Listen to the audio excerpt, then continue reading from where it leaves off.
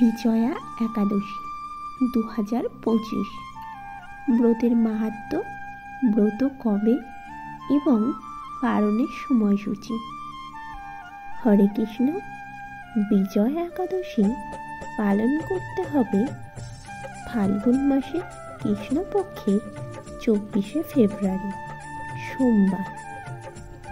বিজয়া একাদশী পালনের সময় হল বিজয়া একাদশী ব্রতের পরদিন মঙ্গলবার সকাল 6:01 থেকে 9:53 মধ্যে। এই একাদশীর মাহাত্ম্য খুবই গুরুত্বপূর্ণ।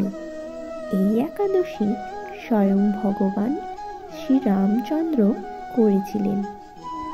ফাল্গুন মাসের কৃষ্ণপক্ষে এই একাদশী বিজয়া একাদশী ব্রত নামে পরিচিত। যে সকল ব্যক্তি এই একাদশীর ব্রত পালন করেন, ভগবানের সেবা যত্ন করেন, সে সকল কার্যে বিজয়া লাভ করেন। স্কন্দ পুরাণে বলা হয়েছে, বিজয়া একাদশীর মাহাত্ম্য ভগবান শ্রীরামচন্দ্র বিজয়া একাদশীর পালনের মাধ্যমে জগজ্জীবদের শিক্ষা প্রদান করেছিলেন। এই একাদশী পালন করেছিলেন সীতা দেবীকে উদ্ধার করার পূর্বে।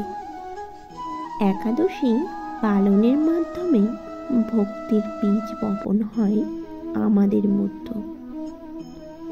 একাদশী পালন কঠিন নয়, একদমই সহজ সরল। স্বয়ং ভগবান বলেছেন, পদ্মপুরাণে বর্ণিত আছে যে এই একাদশীর তিথি যে পালন করবে শ্রদ্ধার সাথে, তাহলে সে শুদ্ধ ভক্তি লাভ করবে এবং সে ভগবত ধামে ফিরে যাবে। বিজয়া একাদশীর এত মাহাত্ম্য শুনলে মনে হবে এই একাদশী থেকেই আমি একাদশী পালন শুরু করব। আপনারা সকলেই একাদশী পালন শুরু করুন, খুবই আনন্দ পাবেন। প্রত্যেককে আমি বলবো একবার মহামন্ত্র উচ্চারণ করতে। হরে কৃষ্ণ কৃষ্ণ কৃষ্ণ হরে হরে, হরে রাম রাম রাম হরে হরে।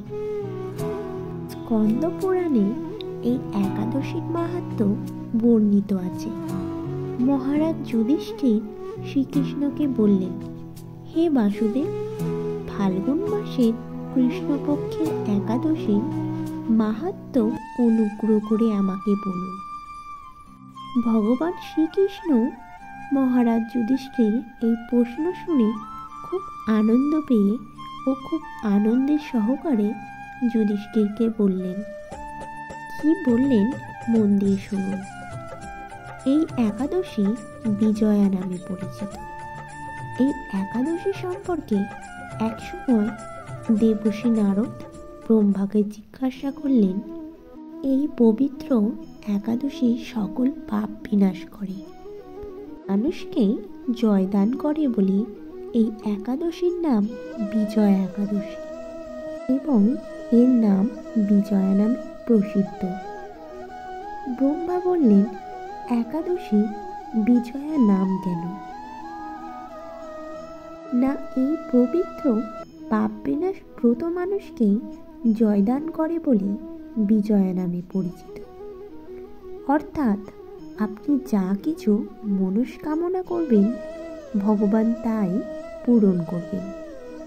সেই জন্য জয়দান করে বলে এর নাম বিজয়া একাদশী। তাহলে আপনারা একাদশী করবেন কেন তা জানতে পারলেন।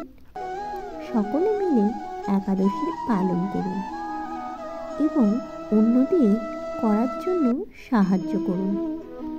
রামচন্দ্র 14 বছরের জন্য বনবাসে গিয়েছিলেন, সে কথা তো আমরা সকলেই জানি।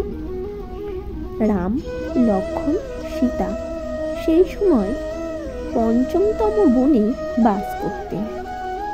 লঙ্কাপতি রাবণ দেবী সীতাকে হরণ করেন।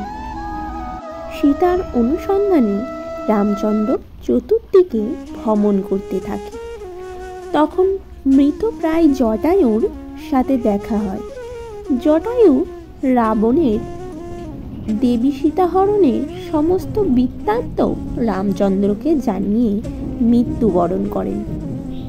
এরপর সীতা উদ্ধারের জন্য বানররাজ সুগ্রীবের সাথে বন্ধুত্ব স্থাপন করেন রামচন্দ্র।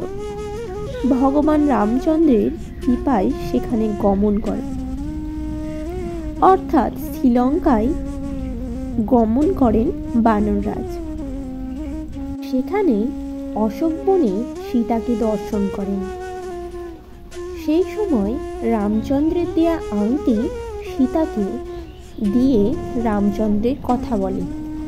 ফিরে এসে রামচন্দ্রের কাছে সমস্ত ঘটনার কথা হনুমান ব্যক্ত করেন।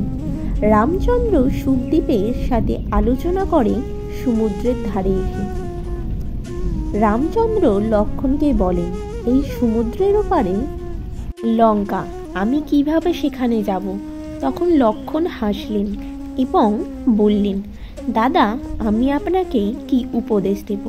তবে বকদালব্য নামে এক মুনি দ্বীপে বাস করেন। এখান থেকে 4 মাইল দূরে তার আশ্রম। তখন রামচন্দ্র সেখানে গেলেন। তখন সেখানে রামচন্দ্রকে দেখে বুঝতে পারলেন মুনি যে সে স্বয়ং বিষ্ণুর অবতার এবং তিনি পরম পুরুষ। রামচন্দ্র পরম পুরুষ তাকে প্রণাম করলেন। মানব রামচন্দ্রকে জানতে পেরে জিজ্ঞাসা করলেন, কী কারণে আপনি আমার কাছে এসেছেন? ভগবান রামচন্দ্র মুনিকে সব কথা বললেন। মুনিকে বললেন, আপনার কাছে আমরা এসেছি লঙ্কাকে বিজয় করার জন্য। আমাদের উদ্দেশ্য হলো লঙ্কা বিজয় করাই আমাদের উদ্দেশ্য। যাতে এই ভয়ঙ্কর সমুদ্র পার হওয়ার উপায় জানার জন্য এসেছি। মুনি রামচন্দ্রকে বললেন, হে রাম, আপনার অভীষ্ট সিদ্ধির জোরে যে শ্রেষ্ঠ ব্রত করণীয় আমি তা বলছি। দেখুন, সেতু বন্ধন করতে হয়েছিল। ফাল্গুন মাসে কৃষ্ণপক্ষে বিজয়া নামক এক একাদশীর ব্রত পালনে আপনি নিশ্চয়ই সৈন্যসহ সমুদ্র পার হতে পারবেন। বিজয় লাভের জন্য এটি শ্রবণ করুন। বিজয় লাভের জন্য দশমীর দিন সোনা, রূপা, তামা কলসিতে জল ও আম পাতা দিয়ে চন্দন দিয়ে সাজিয়ে নারায়ণের মূর্তি স্থাপন করবেন। একাদশীর দিন যথারীতি সূর্য উদয়ের পূর্বে চান করে নেবেন। কলসির গলায় মালা চন্দন দিয়ে যথাযথ স্থানে রেখে সুপারি দিয়ে পূজা করবেন। এরপর গন্ধ, পুষ্প, তুলসী, ধূপ, নৈবেদ্য ইত্যাদি দিয়ে পরম ভক্তির সাথে নারায়ণের পুজো করবেন। হরিভক্তি, কৃষ্ণ নাম করে দিন যাপন করবেন। এগুলো না করতে পারলেও হরিকথা শুনতে পারবেন। পরদিন সূর্য উদয়ের পর সেই কলসি নদী বা জলাশয়ের কাছে গিয়ে পুজো করবেন। বিধি অনুসারে বিসর্জন করবেন। এই ব্রত পালনে আপনার বিজয় লাভ হবেই হবে। তাই যথারীতি যে এই ব্রত পালন করবে সেই জগৎ জয়লাভ ও পরজগৎ অক্ষয় লাভ করবে। এই ব্রত দিন শ্রবণের মাধ্যমে যজ্ঞের ফলও লাভ হয়।